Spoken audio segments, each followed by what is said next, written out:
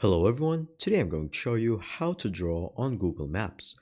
Make sure to watch the video until the end, not to miss any important details. Like and subscribe. So as you can see, currently we are right now on Google Maps, but actually we need to go to a new website that is called My Google Maps. And so My Google Maps is going to be Google My Maps or the same name. And as you can see from Google My Maps website, you're going to click on Create New Map. And so from here it's going to say creating a My Maps map, always uploads title, thumbnail, associated metadata to Drive. So once you confirm that's on the Drive, you're going to click on Create. And so from here it's going to create a brand new map. And there you go. Now you have an untitled brand new map. And so you can select any direction from here.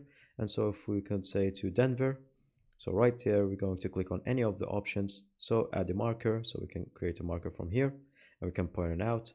Or if we would like to stretch it, for example, to draw a line, you can draw a line that is going from one side to another. And then you can connect these lines together. And then as you can see right here, once you are connected, you can show the polygon, the sizes and all the details. And you can have fun and draw on it and decide whatever you want. And that is pretty much it. Thank you guys for watching. See you next time. Bye-bye.